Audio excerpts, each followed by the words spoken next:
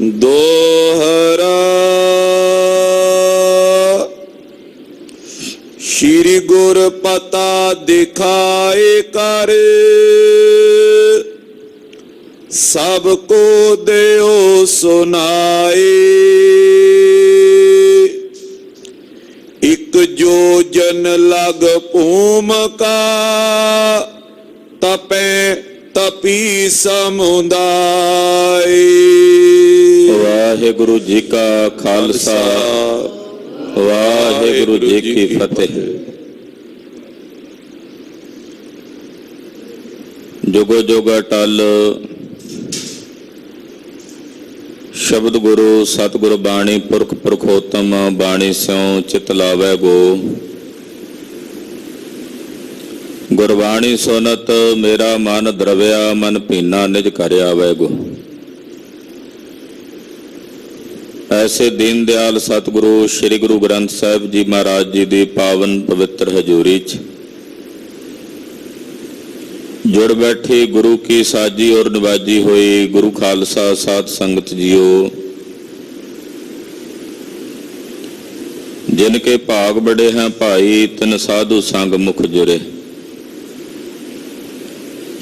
निता प्रति गुरु चरणा च हाजरियां भर के, जगत गुरु श्री गुरु तेग बहादुर साहिब नौवें पातशाह जी महाराज जी दियां बख्शिशां प्राप्त कर दे। सतगुरु कलगीधर चिट्टियां बाजां वाले शमशेरे बहादुर दे गुर तेग के धनी सतगुरु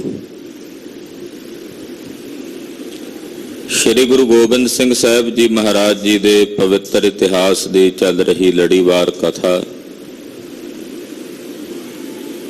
बहुत ही अदब सत्कार और श्रद्धा सहित आप जी सरवण कर रहे। पंतवाली गुरु कलगीधर जी तखत सचखंड श्री हजूर अबचल नगर नांदेड़ विखे पहुंचे ने। गोदावरी के किनारे सतगुरां ने डेरा कीता है और अपना परम पुरातन स्थान सतयुगी तप स्थान प्रगट किया। उस वक्त उस स्थान ते कुछ मुल्लियां दा कब्जा सी। सतगुरां कहा यह जगह साडी है, वो कहण साडी पिता पुरखी जगह है। बादशाह बहादुर शाह तक ये मसला पहुंचया। बहादुर शाह ने सोचा गुरुदेव जो कह रहे ने सच ही होवेगा। आख्या महाराज कोई तुसी अपनी पुरानी निशानी दसो। गुरुदेव ने आख्या इत्थे खुदाई करो, जदों खुदाई करोगे तां तुहानूं साडा स्थान मिलेगा। जदों खुदाई कीती ते धूणा है, तप दे बल नाल महाराज जी दा आसन उसे तरह पिया, करमंडल है, माला है। साहब आख्या ये साडा सतयुगी तप स्थान है। ये निशानियां प्रगट करके साबित किया कि स्थान ये जगह साडी है, सतयुग दे वेले दी है। पर फिर भी मेरे सतगुरु जी भावें कि अपनी जगह है, पर हुण कब्जा मौलवियां दा सी, कल नूं ये दावेदार ना होण तां उन्हां कोलों जगह सतगुरु जी मुल खरीद रहे हैं। आओ मन विरतियां एकाग्र करके सतगुरु कलगीधर जी दे पावन इतिहास की कथा सरवण करिए। गुरु पातशाह दे पावन चरणा विच अपनी हाजरी लवाउंदियां समूह माई भाई अपनी रसना नूं पवित्र करदे आखो जी सतनाम श्री वाहिगुरु साहिब जी। ਸਤਨਾਮ ਸ੍ਰੀ ਵਾਹਿਗੁਰੂ ਸਾਹਿਬ ਜੀ। ਦੋਹਰਾ ਸ਼੍ਰੀ ਗੁਰ ਪਤਾ ਦਿਖਾਏ ਕਰ, ਸਭ ਕੋ ਦਿਓ ਸੁਨਾਏ। ਇਸ ਤਰ੍ਹਾਂ ਸਤਿਗੁਰਾਂ ਨੇ ਆਪਣੀਆਂ ਪੁਰਾਣੀਆਂ ਨਿਸ਼ਾਨੀਆਂ ਇਸ ਸਥਾਨ ਤੋਂ ਪ੍ਰਗਟ ਕੀਤੀਆਂ, ਸਭ ਨੂੰ ਵਿਖਾਈਆਂ। ਫਿਰ ਇਸ ਜਗ੍ਹਾ ਦੇ ਬਾਬਤ ਸਾਰਿਆਂ ਨੂੰ ਮਹਾਰਾਜ ਜੀ ਨੇ ਦੱਸਿਆ ਤੇ ਸੁਣਾਇਆ। ਇਕ ਜੋਜਨ ਲਗ ਭੂਮਕਾ, ਤਪੈ ਤਪੀ ਸਮੁਦਾਏ।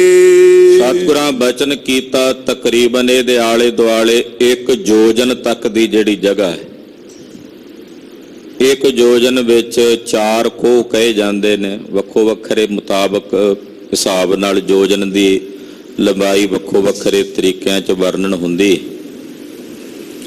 ਪਰ 4 ਕੋਹ ਦਾ ਯੋਜਨ ਵੀ ਮੰਨਿਆ ਜਾਂਦਾ। ਮਹਾਰਾਜ ਜੀ ਨੇ ਕਿਹਾ ਕਿ ਇਹਦੇ ਆਲੇ ਦੁਆਲੇ 1 ਯੋਜਨ ਤੱਕ ਦੀ ਜਿਹੜੀ ਜਗ੍ਹਾ ਹੈ, ਜਿੱਥੇ ਅਸੀਂ ਆਪਣਾ ਸਥਾਨ ਪ੍ਰਗਟ ਕੀਤਾ ਹੈ, ਇੱਥੇ ਸਾਡੇ ਨਾਲ ਸਤਯੁਗ ਦੇ ਸਮੇਂ ਬੜੇ ਬੜੇ ਤਪਸਵੀ ਤਪ ਦੀ ਮੂਰਤ ਬਣ ਕੇ ਤਪ ਕਰਦੇ ਰਹੇ ਨੇ। ਇਸ ਕਰਕੇ ਸਾਡਾ ਸਤਯੁਗੀ ਤਪ ਸਥਾਨ ਹੈ ਔਰ ਸਾਡਾ ਪੁਰਾਤਨ ਆਸ਼ਰਮ ਹੈ। ਚੌਪਈ ਸਿੱਖ ਹਮਰੇ ਕੀਰਨ ਸਥਾਨ। ਸਾਡੇ ਜਿਹੜੇ ਸੇਵਕ ਸੀ, ਸਿੱਖ ਸੀ, ਉਹੀ ਇੱਥੇ ਆਲੇ ਦੁਆਲੇ ਰਹਿੰਦੇ ਸੀ। ਸਾਰੀ ਥਾਂ ਉਹਨਾਂ ਨਾਲ ਪੂਰਨ ਸੀ। ਦੁਸ਼ਟ ਦਮਨ ਦੇ ਰੂਪ ਵਿੱਚ ਮਹਾਰਾਜ ਜੀ ਨੇ ਇੱਥੇ ਭਾਰੀ ਤਪੱਸਿਆ ਕੀਤੀ। ਫਿਰ ਇੱਥੋਂ ਹੇਮਕੁੰਡ ਸਾਹਿਬ ਪਰਬਤ ਤੇ ਜਾ ਕੇ ਤਪ ਸਾਧਿਆ। ਕੁਝ ਸਮਾਂ ਮਹਾਰਾਜ ਜੀ ਇੱਥੇ ਵੀ ਰਹੇ ਨੇ।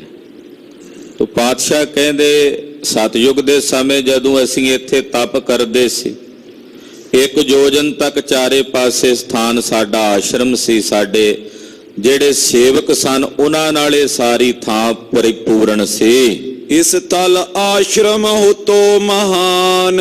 ਜਿੱਥੇ ਅਸੀਂ ਆਪਣਾ ਇਹ ਧੂਣਾ ਪ੍ਰਗਟ ਕੀਤਾ, ਆਪਣਾ ਆਸਣ ਪ੍ਰਗਟ ਕੀਤਾ, ਇਸ ਜਗ੍ਹਾ ਦੇ ਆਲੇ ਦੁਆਲੇ ਸਾਡਾ ਆਸ਼ਰਮ ਸੀ। ਇੱਥੇ ਸਾਡਾ ਟਿਕਾਣਾ ਸੀ। ਜਹਾਂ ਖੰਨਿਓ ਗਨ ਭਸਮ ਨਿਹਾਰੀ। ਜਿੱਥੋਂ ਤੁਸੀਂ ਖੁਦਾਈ ਕੀਤੀ ਹੈ ਤੇ ਥੱਲਿਓਂ ਭਸਮ ਨਿਕਲੀ ਹੈ, ਸਵਾਹ ਨਿਕਲੀ ਹੈ। ਹਮ ਬੈਠੇ ਆਸਨ ਥਿਰਕਾਰੀ। ਔਰ ਜਿੱਥੇ ਅਸੀਂ ਆਸਣ ਲਾ ਕੇ ਬੈਠਦੇ ਰਹੇ ਆ, ਉਹ ਆਸਣ ਵੀ ਇੱਥੋਂ ਥੱਲਿਓਂ ਪ੍ਰਗਟ ਹੋਇਆ। ਸਭ ਕੋ ਪਤਾ ਦਿਖਾਵਨ ਠਾਨਾ। ਅਸੀਂ ਆਪਣੀ ਜਗ੍ਹਾ ਦੇ ਹੋਣ ਦੇ ਜਿੰਨੇ ਪ੍ਰਮਾਣ ਸਨ ਉਹ ਪ੍ਰਮਾਣ ਵਿਖਾ ਦਿੱਤੇ ਨੇ। ਜਿੰਨੇ ਸਬੂਤ ਸਨ ਉਹ ਸਾਰੇ ਸਬੂਤ ਪ੍ਰਗਟ ਕਰਕੇ ਵਿਖਾ ਦਿੱਤੇ ਨੇ ਕਿ ਇਹ ਅਸਥਾਨ, ਇਹ ਜਗ੍ਹਾ ਸਾਡੀ ਹੈ। ਅਬ ਤੋ ਹਮਰੋ ਪਇਓ ਸਥਾਨਾ। ਹੁਣ ਤਾਂ ਇਹ ਅਸਥਾਨ ਸਾਡਾ ਹੋ ਗਿਆ, ਕਿਉਂਕਿ ਅਸੀਂ ਨਿਸ਼ਾਨੀਆਂ ਦੱਸ ਦਿੱਤੀਆਂ ਨੇ, ਆਪਣੇ ਪ੍ਰਮਾਣ ਦੇ ਦਿੱਤੇ ਨੇ ਇੱਥੇ ਰਹਿਣ ਦੇ।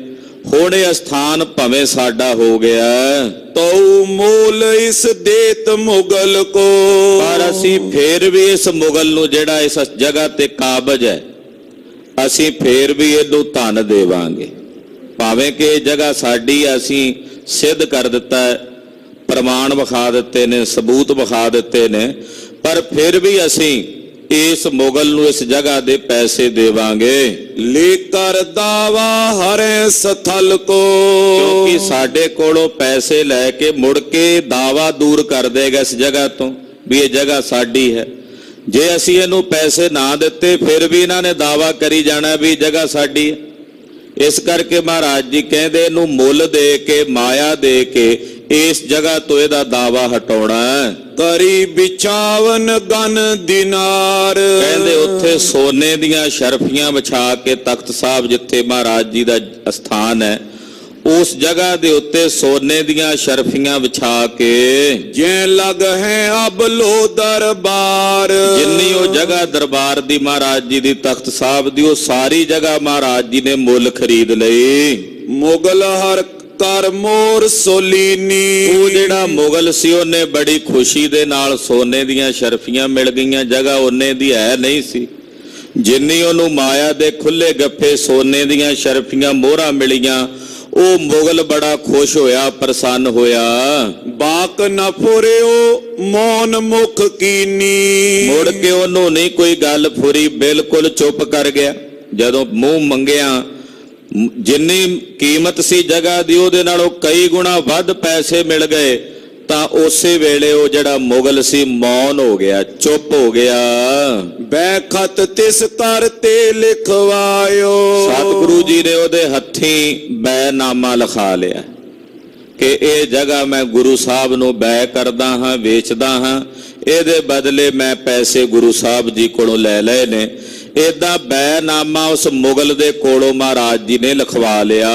ਰਾਜ਼ੀ ਨਾਮਾ ਸਕਲ ਸੁਨਾਇਓ। ਉਹ ਰਾਜ਼ੀਨਾਮਾ ਜਿਹੜਾ ਸੀ ਉਹ ਸਾਰਿਆਂ ਵਿੱਚ ਸੁਣਾ ਦਿੱਤਾ, ਪ੍ਰਗਟ ਕਰ ਦਿੱਤਾ ਕਿ ਗੁਰੂ ਸਾਹਿਬ ਨਾਲ ਇਸ ਮੁਗਲ ਦਾ ਰਾਜ਼ੀਨਾਮਾ ਹੋ ਗਿਆ, ਇਹਨੂੰ ਮੂੰਹ ਮੰਗੇ ਪੈਸੇ ਮਿਲ ਗਏ ਨੇ, ਇਹ ਜਗ੍ਹਾ ਇਹਨੇ ਗੁਰੂ ਜੀ ਨੂੰ ਵੇਚ ਦਿੱਤੀ ਹੈ। ਸਭ ਕੀ ਉਪਰ ਪਰੀ ਉਗਾਈ। ਬਕਾਇਦਾ ਉਹਦੇ ਤੇ ਗਵਾਹੀਆਂ ਪਵਾ ਲਈਆਂ। ਜਿਹੜਾ ਰਾਜ਼ੀਨਾਮਾ ਲਿਖਿਆ ਗਿਆ ਉਹਦੇ ਤੇ ਮੌਕੇ ਤੇ ਜਿਹੜੇ ਮੌਜੂਦ ਲੋਕ ਸਨ, ਮੁਖੀ ਸਨ, ਉਹਨਾਂ ਦੀਆਂ ਗਵਾਹੀਆਂ ਵੀ ਪਵਾ ਲਈਆਂ ਗਈਆਂ। ਇਸ ਕੋ ਬੰਸ ਨਬਾਦ ਉਠਾਈ। ਇਹ ਪੱਕਾ ਕੰਮ ਇਸ ਕਰਕੇ ਸਤਿਗੁਰਾਂ ਨੇ ਕਰਵਾਇਆ ਕਿ ਕੱਲ ਨੂੰ ਇਹ ਮੁਗਲ ਮਰ ਗਿਆ, ਇਹਦੇ ਪੁੱਤਰ ਪੋਤਰੇ ਆ ਕੇ ਦਾਵਾ ਕਰਨਗੇ ਵੀ ਇਹ ਜਗ੍ਹਾ ਸਾਡੀ ਹੈ, ਤੇ ਸਾਡੇ ਸਿੱਖਾਂ ਦੇ ਕੋਲ ਕੁਝ ਸਬੂਤ ਹੋਵੇਗਾ, ਪ੍ਰਮਾਣ ਹੋਵੇਗਾ, ਉਹ ਵਿਖਾ ਦੇਣਗੇ ਵੀ ਇਹ ਜਗ੍ਹਾ ਤਾਂ ਤੇਰੇ ਬਜ਼ੁਰਗ ਕੋਲੋਂ ਮੁੱਲ ਖਰੀਦੀ ਸੀ ਗੁਰੂ ਜੀ ਨੇ। ਕਿਉਂਕਿ ਮਹਾਰਾਜ ਜੀ ਨੇ ਤਾਂ ਸदैवी ਕਾਲ ਲਈ ਇੱਥੇ ਆਪਣਾ ਸਥਾਨ ਬਣਾਉਣਾ ਸੀ, ਤਖਤ ਬਣਾਉਣਾ ਖਾਲਸੇ ਦਾ। ਤੋ ਪਾਤਸ਼ਾਹ ਨਹੀਂ ਚਾਹੁੰਦੇ ਕਿ ਇੱਥੇ ਆ ਕੇ ਕੱਲ ਨੂੰ ਕੋਈ ਮੁਗਲ ਦਾ ਵਾਰਸ ਦਾਵਾ ਕਰੇ। ਇਸ ਕਰਕੇ ਬਕਾਇਦਾ ਬੈਨਾਮਾ ਲਿਖਿਆ ਗਿਆ, ਰਾਜ਼ੀਨਾਮਾ ਲਿਖਿਆ ਗਿਆ, ਉਹਦੇ ਤੇ ਮੌਜੂਦ ਲੋਕਾਂ ਦੀਆਂ ਗਵਾਹੀਆਂ ਪਾਈਆਂ ਗਈਆਂ, ਤਾਂ ਜੋ ਉਸ ਮੁਗਲ ਦਾ ਕੱਲ ਨੂੰ ਕੋਈ ਪੁੱਤਰ ਪੋਤਰਾ ਜਾਂ ਪੜਪੋਤਰਾ ਆ ਕੇ ਦਾਵਾ ਨਾ ਕਰੇ। ਹਾਲਾਂਕਿ ਭਾਵੇਂ ਇਹਨਾਂ ਨੇ ਜਗ੍ਹਾ ਵੇਚ ਦਿੱਤੀ ਸੀ, ਪਰ ਜਦੋਂ ਕਲਗੀਧਰ ਸੱਚਖੰਡ ਚਲੇ ਗਏ, ਉਧਰੋਂ ਬਹਾਦਰ ਸ਼ਾਹ ਵੀ ਪਰਲੋਕ ਗਮਨ ਕਰ ਗਿਆ, ਤਾਂ ਖਾਲਸੇ ਦੇ ਉੱਤੇ ਜਿਹੜਾ ਸਖਤੀ ਦਾ ਸਮਾਂ ਆਇਆ, ਉਹਦੇ ਦੌਰਾਨ ਫਿਰ ਇਹ ਜਿਹੜੇ ਮੁਗਲ ਸਾਨੇ ਤਖਤ ਸਾਹਿਬ ਤੇ ਚੜ ਚੜ ਕੇ ਆਉਂਦੇ ਰਹੇ। ਬਹੁਤ ਸਾਰੇ ਸਿੰਘ ਫਿਰ ਉਸ ਵਕਤ ਇਹਨਾਂ ਦਾ ਮੁਕਾਬਲਾ ਕਰਦੇ, ਕਈ ਸਿੰਘ ਸ਼ਹੀਦੀਆਂ ਵੀ ਪਾ ਜਾਂਦੇ ਸਨ। ਸ਼ੇਰੇ ਪੰਜਾਬ ਦੇ ਰਾਜ ਤੱਕ ਤਾਂ ਹੀ ਇਹ ਲੜਾਈਆਂ ਹੁੰਦੀਆਂ ਰਹੀਆਂ। ਉਹ ਆ ਕੇ ਦਾਵਾ ਕਰਦੇ ਸੀ ਸਾਡੀ ਜਗ੍ਹਾ, ਪਰ ਸਿੰਘ ਅੱਗੋਂ ਫਿਰ ਜੰਗ ਯੁੱਧ ਹੁੰਦੇ ਸੀ, ਤਲਵਾਰਾਂ ਚਲਦੀਆਂ ਸੀ, ਸ਼ਸਤਰ ਚਲਦੇ ਸੀ। ਜਿਹੜੇ ਸਿੰਘ ਉਸ ਮੌਕੇ ਸ਼ਹੀਦ ਹੋਏ ਤਖਤ ਸਾਹਿਬ ਦੀ ਰਾਖੀ ਵਾਸਤੇ, ਉਹਨਾਂ ਸਿੰਘਾਂ ਦੇ ਅੰਗੀਠੇ ਆਲੇ ਦੁਆਲੇ ਤਖਤ ਸਾਹਿਬ ਦੇ ਮਿਲਦੇ ਨੇ। ਤਖਤ ਸਾਹਿਬ ਦੇ ਪਿਛਲੇ ਪਾਸੇ ਬਾਬਾ ਭੁਜੰਗ ਸਿੰਘ ਜੀ ਦਾ ਸ਼ਹੀਦੀ ਅਸਥਾਨ ਹੈ। ਉੱਥੇ ਨਾਲ ਹੀ ਕੁਝ ਦੂਰੀ ਤੇ ਚਿੱਟਾ ਨਿਸ਼ਾਨ ਸਾਹਿਬ ਝੂਲਦਾ, ਉੱਥੇ ਸ਼ਹੀਦੀ ਬੂੰਗਾ ਹੈ। ਬਾਬਾ ਮਹਾਕਾਲ ਸਿੰਘ ਜੀ ਦਾ, ਇਹ ਸਾਰੇ ਸਿੰਘ ਉਸ ਵੇਲੇ ਫਿਰ ਸ਼ਹੀਦ ਹੋਏ। ਖੈਰ ਕਲਗੀਧਰ ਪਾਤਸ਼ਾਹ ਜੀ ਮਹਾਰਾਜ ਜੀ ਨੇ ਪੱਕੇ ਤੌਰ ਤੇ ਬੈਨਾਮਾ ਜਿਹੜਾ ਸੀ ਉਹ ਲਿਖਵਾ ਲਿਆ, ਤਾਂ ਜੋ ਇਸ ਮੁਗਲ ਦੇ ਜਿਹੜੇ ਅੱਗੇ ਵਾਰਸ ਨੇ ਉਹ ਆ ਕੇ ਇਸ ਜਗ੍ਹਾ ਤੇ ਆਪਣੀ ਹੋਣ ਦਾ ਦਾਵਾ ਨਾ ਕਰਨ। ਜਥਾ ਯੋਗ ਕਰ ਸਭ ਚੱਲ ਗਏ। ਜਥਾ ਯੋਗ ਉਹ ਸਾਰੀ ਜਗ੍ਹਾ ਦੇ ਉੱਤੇ ਜਦੋਂ ਸਾਰਾ ਨਿਰਣਾ ਹੋ ਗਿਆ, ਸਾਰੇ ਪਾਸੇ ਪ੍ਰਗਟ ਹੋ ਗਈ ਗੱਲ, ਤਾਂ ਜਿੰਨੇ ਉਹ ਪਤਵੰਤੇ ਲੋਕ ਆਏ ਸਨ ਸਾਰੇ ਚਲੇ ਗਏ। ਸ਼ਾਹ ਸਮੀਪ ਬਖਾਨਤ ਭਏ। ਬਹਾਦਰ ਸ਼ਾਹ ਦੇ ਅਫਸਰ ਆਏ ਸਨ ਇਸ ਮੌਕੇ ਤੇ, ਬਕਾਇਦਾ ਇਸ ਰਾਜ਼ੀਨਾਮੇ ਵਿੱਚ ਉਹਨਾਂ ਦੇ ਵੀ ਸੈਨ ਸੀ। ਉਹਨਾਂ ਅਫਸਰਾਂ ਨੇ ਜਾ ਕੇ ਬਾਦਸ਼ਾਹ ਬਹਾਦਰ ਸ਼ਾਹ ਨੂੰ ਦੱਸਿਆ। ਸੁਨ ਪਰ ਸੰਗ ਆਨੰਦ ਬਿਸਮਾਇਓ। ਮਹਾਰਾਜ ਸੱਚੇ ਪਾਤਸ਼ਾਹ ਜੀ ਦੇ ਦਰ ਘਰ ਦੀ ਸੋਭਾ, ਤਖਤ ਸਾਹਿਬ ਜੀ ਦੀ ਵਡਿਆਈ ਜਦੋਂ ਬਾਦਸ਼ਾਹ ਬਹਾਦਰ ਸ਼ਾਹ ਨੇ ਸੁਣੀ ਕਿ ਇਹ ਤਾਂ ਮਹਾਰਾਜ ਜੀ ਦਾ ਸਤਯੁਗੀ ਤਪ ਸਥਾਨ ਹੈ, ਔਰ ਗੁਰਦੇਵ ਨੇ ਬਕਾਇਦਾ ਆਪਣੀਆਂ ਨਿਸ਼ਾਨੀਆਂ ਪ੍ਰਗਟ ਕੀਤੀਆਂ ਨੇ, ਉਹ ਸੁਣ ਕੇ ਹੈਰਾਨ ਵੀ ਹੋਇਆ ਤੇ ਖੁਸ਼ ਵੀ ਹੋਇਆ ਕਿ ਕਲਗੀਧਰ ਪਾਤਸ਼ਾਹ ਜੀ ਮਹਾਰਾਜ ਮਹਾਨ ਤਪਸਵੀ ਹਨ, ਆਪ ਖੁਦਾ ਦਾ ਨੂਰ ਹਨ। ਆਪਣੋ ਕਾਗਜ਼ ਲਿਖਿਓ ਪਟਾਇਓ। ਔਰ ਆਪਣਾ ਲਿਖਿਆ ਕਾਗਜ਼ ਭੇਜਿਆ। ਇੱਕ ਜੋ ਜਨ ਲਗ ਗੁਰੂ ਸਥਾਨਾ। ਬਹਾਦਰ ਸ਼ਾਹ ਨੇ ਇੱਕ ਚਿੱਠੀ ਭੇਜੀ ਕਿ ਜਿੱਥੇ ਸਤਿਗੁਰਾਂ ਨੇ ਜਗ੍ਹਾ ਆਪਣੀ ਪ੍ਰਗਟ ਕੀਤੀ ਹੈ ਉਹਦੇ ਨੇੜੇ ਨੇੜੇ 1 ਯੋਜਨ ਤੱਕ ਜਿੰਨੀ ਵੀ ਜਗ੍ਹਾ ਹੈ ਉਹ ਸਾਰੀ ਜਗ੍ਹਾ ਮਹਾਰਾਜ ਗੁਰੂ ਕਲਗੀਧਰ ਜੀ ਦੇ ਤਾਬਿਆਂ ਉਹਨਾਂ ਦੇ ਅਧੀਨ ਹੈ। ਉਸ ਜਗ੍ਹਾ ਤੇ ਕਿਸੇ ਦਾ ਕਬਜ਼ਾ ਨਹੀਂ ਹੋਵੇਗਾ। ਹਾਂਜੀ, ਕੋ ਨਾ ਕਰੇ ਦਾਵਾ ਲਿਓ ਜਾਨਾ। ਉਹਦੇ ਅੱਗੇ ਵਾਸਤੇ ਪਟਾ ਲਿਖ ਦਿੱਤਾ ਗਿਆ ਹੈ ਕਿ 1 ਯੋਜਨ ਤੱਕ ਤਖਤ ਸਾਹਿਬ ਦੇ ਆਲੇ ਦੁਆਲੇ ਜਿੰਨੀ ਜਗ੍ਹਾ ਹੈ ਉਹਦੇ ਤੇ ਆਉਣ ਵਾਲੇ ਸਮੇਂ ਵਿੱਚ ਕੋਈ ਵੀ ਦਾਅਵੇਦਾਰ ਹੋ ਕੇ ਦਾਵਾ ਨਹੀਂ ਕਰੇਗਾ, ਕਿਉਂਕਿ ਅੱਜ ਤੋਂ ਬਾਅਦ ਇਹ 1 ਯੋਜਨ ਤੱਕ ਜਿੰਨੀ ਵੀ ਥਾਂ ਹੈ ਜਗ੍ਹਾ ਹੈ ਇਹਦੇ ਮਾਲਕ ਕਲਗੀਆਂ ਵਾਲੇ ਸਾਹਿਬ ਸ੍ਰੀ ਗੁਰੂ ਗੋਬਿੰਦ ਸਿੰਘ ਸਾਹਿਬ ਜੀ ਹਨ। ਸਗਰੇ ਨਗਰ ਪ੍ਰਗਟ ਭੀ ਗਾਥਾ। ਇਹ ਗਾਥਾ ਸਾਰੇ ਨਾਂਦੇੜ ਨਗਰ ਦੇ ਵਿੱਚ ਪ੍ਰਗਟ ਹੋ ਗਈ। ਭੂਮ ਮੋਲ ਲੀਨਸ ਗੁਰ ਨਾਥਾ। ਇਹ ਗੱਲ ਪ੍ਰਗਟ ਤੇ ਵਿਦਤ ਹੋ ਗਈ ਕਿ ਸਤਿਗੁਰੂ ਜਗਤਨਾਥ ਗੁਰੂ ਕਲਗੀਧਰ ਜੀ ਨੇ ਸਾਰੀ ਜਗ੍ਹਾ ਖਰੀਦ ਲਈ ਹੈ। ਡੇਰਾ ਭਲੀ ਪ੍ਰਕਾਰ ਜਮਾਇਓ। ਔਰ ਭਲੀ ਪ੍ਰਕਾਰ ਨਾਲ ਸਤਿਗੁਰੂ ਜੀ ਨੇ ਇੱਥੇ ਹੀ ਆਪਣਾ ਪੜਾਅ ਕੀਤਾ ਹੈ, ਇੱਥੇ ਹੀ ਸਤਿਗੁਰੂ ਜੀ ਨੇ ਆਪਣਾ ਡੇਰਾ ਕੀਤਾ ਹੈ। ਇੱਕ ਦਿਨ ਪ੍ਰਭੂ ਅਖੇਰ ਮਨ ਭਾਇਓ। ਏਦਾਂ ਜਦੋਂ ਕੁਝ ਦਿਨ ਬੀਤ ਗਏ ਤਖਤ ਸਾਹਿਬ ਵਾਲਾ ਸਥਾਨ ਸਤਿਗੁਰਾਂ ਨੇ ਪ੍ਰਗਟ ਕਰ ਲਿਆ ਤੋ ਗਰੀਬ ਨਵਾਜ ਸਾਹਿਬ ਜੀ ਸੁਤੇ ਸਿੱਧ ਸ਼ਿਕਾਰ ਖੇਡਣ ਵਾਸਤੇ ਚੱਲੇ। ਕਿਤਕ ਦੂਰ ਚੜ ਗਏ ਅਖੇਰਾ। ਤਖਤ ਸਾਹਿਬ ਤੋਂ ਕੁਝ ਕੁ ਦੂਰੀ ਗੋਦਾਵਰੀ ਦੇ ਕਿਨਾਰੇ ਕਿਨਾਰੇ ਮਹਾਰਾਜ ਜੀ ਗਏ। ਆਸ਼ਰਮ ਪਿਕਿਓ ਬਿਰਾਗੀ ਕੇਰਾ। ਚੱਲ ਕੇ ਇੱਕ ਪਰਮ ਬੈਰਾਗੀ ਮਹਾਤਮਾ ਦੇ ਆਸ਼ਰਮ ਵਿੱਚ ਸਤਿਗੁਰੂ ਜੀ ਆਏ ਨੇ, ਜਿੱਥੇ ਉਸ ਅਸਥਾਨ ਦਾ ਅੱਜ ਕੱਲ ਨਾਮ ਹੈ ਗੁਰਦੁਆਰਾ ਸ਼੍ਰੀ ਬੰਦਾ ਘਾਟ ਸਾਹਿਬ। ਵੈਰਾਗੀ ਸਾਧੂ ਦਾ ਇਹ ਆਸ਼ਰਮ ਹੈ। ਇਸ ਵੈਰਾਗੀ ਸਾਧ ਦਾ ਨਾਮ ਹੈ ਭਾਈ ਮਾਧੋ ਦਾਸ। ਇਹ ਔਗੜਨਾਥ ਦਾ ਚੇਲਾ ਵੀ ਰਿਹਾ ਹੈ, ਇਹ ਜਾਨਕੀ ਪ੍ਰਸਾਦ ਦਾ ਚੇਲਾ ਵੀ ਰਿਹਾ ਹੈ। ਕਸ਼ਮੀਰ ਦੇ ਇਲਾਕੇ ਵਿੱਚ ਇਸ ਮਹਾਂਪੁਰਸ਼ ਦਾ, ਇਸ ਮਹਾਤਮਾ ਦਾ ਜਨਮ ਹੋਇਆ, ਪਰ ਮਨ 'ਚ ਵੈਰਾਗ ਦੀ ਅਵਸਥਾ ਧਾਰਨ ਕਰਕੇ ਇਹ ਮਹਾਤਮਾ ਗੋਦਾਵਰੀ ਦੇ ਕਿਨਾਰੇ ਇੱਥੇ ਆਸ਼ਰਮ ਬਣਾ ਕੇ ਰਹਿੰਦਾ। ਕਲਗੀਧਰ ਪਾਤਸ਼ਾਹ ਜੀ ਮਹਾਰਾਜ ਚੱਲ ਕੇ ਇਹਦੇ ਆਸ਼ਰਮ ਦੇ ਵਿੱਚ ਆਏ। ਗਇਓ ਸਾਧ ਕਿਤੀ ਅਪਰ ਸਥਾਨਾ। ਜਿਹੜਾ ਇਸ ਆਸ਼ਰਮ ਦਾ ਮਹੰਤ ਸੀ ਯਾਨੀ ਕਿ ਭਾਈ ਮਾਧੋ ਦਾਸ, ਜੋ ਬਾਅਦ ਵਿੱਚ ਬਾਬਾ ਬੰਦਾ ਸਿੰਘ ਜੀ ਬਹਾਦਰ ਹੋ ਕੇ ਜਗਤ ਵਿੱਚ ਪ੍ਰਸਿੱਧ ਹੋਏ, ਇਹ ਜਿਹੜਾ ਆਸ਼ਰਮ ਦਾ ਮਹੰਤ ਸੀ ਭਾਈ ਮਾਧੋ ਦਾਸ ਬੈਰਾਗੀ, ਇਹ ਆਪਣੇ ਆਸ਼ਰਮ ਵਿੱਚੋਂ ਕਿਤੇ ਬਾਹਰ ਗਿਆ ਹੋਇਆ ਸੀ। ਹੀਰ ਚਾਂਗ ਤਿਸ ਪੁਸ਼ਟ ਮਾਨਾ। ਸਤਿਗੁਰੂ ਜੀ ਖਾਲਸੇ ਸਮੇਤ ਸ਼ਿਕਾਰ ਖੇਡਦੇ ਇੱਧਰ ਆਏ ਸਨ। ਆਸ਼ਰਮ ਰਮਣੀਕ ਥਾਂ ਤੇ ਸੀ, ਬਾਹਰ ਖੁੱਲੇ ਜਗ੍ਹਾ ਤੇ ਸੀ। ਉੱਥੇ ਕੁਝ ਚਟੰਗੇ ਬੱਕਰੇ ਫਿਰਦੇ ਸਿੰਘਾਂ ਨੇ ਵੇਖੇ। ਕਰ ਝਟਕਾਰ ਦਵਾਏ ਸੁਖਾਇਆ। ਕਹਿੰਦੇ ਸਿੰਘਾਂ ਨੇ ਸ਼ਿਕਾਰ ਖੇਡ ਲਿਆ, ਉਹਨਾਂ ਚਟੰਗਿਆਂ ਨੂੰ ਝਟਕ ਦਿੱਤਾ। ਬੈਠ ਰਹੇ ਸਗਨ ਤਰੁ ਛਾਇਆ। ਔਰ ਉਹਦੇ ਆਸ਼ਰਮ ਦੇ ਵਿੱਚ ਖੂਨ ਦੀਆਂ ਤਤੀਰੀਆਂ ਵਹਿ ਟੁਰੀਆਂ ਵੀ ਇੱਥੇ ਸ਼ਿਕਾਰ ਖੇਡਿਆ। ਉਹ ਹੁਣ ਵੈਸ਼ਨੂ ਸਾਧ ਸੀ। ਮਾਧੋ ਦਾਸ ਨੂੰ ਵੈਰਾਗ ਹੀ, ਕਿਉਂਕਿ ਰਾਜਪੁਤਾਨੇ ਦੇ ਗ੍ਰਹਿ ਵਿਖੇ ਦਾ ਜਨਮ ਹੋਇਆ, ਸ਼ਸਤਰਧਾਰੀ ਸੀ। ਇੱਕ ਹਿਰਣੀ ਦਾ ਸ਼ਿਕਾਰ ਕਰਦਿਆਂ ਇਹਨਾਂ ਦੇ ਮਨ 'ਚ ਉਪਰਾਮਤਾ ਹੋ ਗਈ ਸੀ, ਵੈਰਾਗ ਹੋ ਗਿਆ ਸੀ। ਜਦੋਂ ਹਿਰਣੀ ਦਾ ਪੇਟ ਚਾਕ ਕੀਤਾ, ਕੱਟਿਆ ਤੇ ਉਹਦੇ ਬੱਚੇ ਵਿੱਚ ਤੜਫ ਤੜਫ ਕੇ ਮਰ ਗਏ। ਉੱਥੋਂ ਹੀ ਹਥਿਆਰ ਛੱਡ ਦਿੱਤੇ ਸੀ। ਹੁਣ ਉਹ ਵੈਸ਼ਨੂ ਸਾਧ ਬਣਿਆ ਹੋਇਆ। ਉਹਦੇ ਡੇਰੇ ਦੇ ਉੱਤੇ ਆ ਕੇ ਜਦੋਂ ਸਿੰਘਾਂ ਨੇ ਸ਼ਿਕਾਰ ਕੀਤਾ ਤੇ ਇੱਕਦਮ ਜਿਹੜੇ ਉਹਦੇ ਮਾਧੋ ਦਾਸ ਦੇ ਵਿੱਚ ਚੇਲੇ ਸਨ, ਉੱਥੇ ਉਹਨਾਂ ਨੂੰ ਭਾਜੜਾਂ ਪੈ ਗਈਆਂ। ਇੱਕਦਮ ਉਹ ਹੈਰਾਨ ਹੋ ਗਏ। ਕਿਤਕ ਸਮੇਂ ਮੈਂ ਅੰਤਰ ਗਏ। ਏਦਾਂ ਉਸ ਆਸ਼ਰਮ ਦੇ ਅੰਦਰ ਤੱਕ ਚਲੇ ਗਏ ਸਿੰਘ ਤੇ ਸਤਿਗੁਰੂ ਜੀ। ਸੁੰਦਰ ਥਲ ਅਵਲੋਕਤ ਭਏ। ਬੜਾ ਸੋਹਣਾ ਆਸ਼ਰਮ ਬਣਾਇਆ ਹੋਇਆ ਮਾਧੋ ਦਾਸ ਜੀ ਨੇ। ਬੜੀ ਸੋਹਣੀ ਰਮਣੀਕ ਥਾਂ ਹੈ, ਇਕਾਂਤ ਜਗ੍ਹਾ ਹੈ। ਇੱਕ ਵਿਸ਼ਾਲ ਪ੍ਰਿਅੰਕ ਡਸਾਇਓ। ਉੱਥੇ ਇੱਕ ਵੱਡਾ ਪਲੰਗਾ ਡਾਇਆ ਹੋਇਆ, ਵਿਸ਼ਾਲ ਆਕਾਰ ਦਾ ਪਲੰਗਾ ਹੈ। ਛੋਟਾ ਪਲੰਗ ਨਹੀਂ, ਬੜੇ ਵੱਡੇ ਆਕਾਰ ਦਾ ਪਲੰਗ।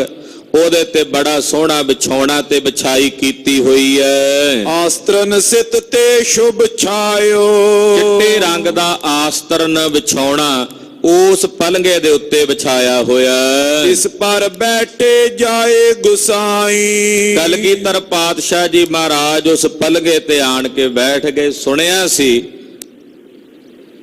ਮਹੰਤ ਜੈਤ ਰਾਮ ਦੇ ਮੂੰਹੋਂ ਨਰੈਣੇ ਦਾਦੂ ਦੀਨ ਦਿਆਲ ਦੇ ਦਿਓਰੇ ਕਿ ਉੱਥੇ ਉਹ ਜਿਹੜਾ ਸਾਧ ਹੈ ਮਾਧੋ ਦਾਸ ਪਲੰਗੇ ਤੇ ਬਿਠਾ ਕੇ ਲੋਕਾਂ ਨੂੰ ਉਸ ਪਲੰਗੇ ਤੋਂ ਉਲਟਾ ਕੇ ਥੱਲੇ ਦਬ ਦਿੰਦਾ ਤੇ ਉਹਨਾਂ ਦਾ ਮਖੌਲ ਉਡਾਉਂਦਾ।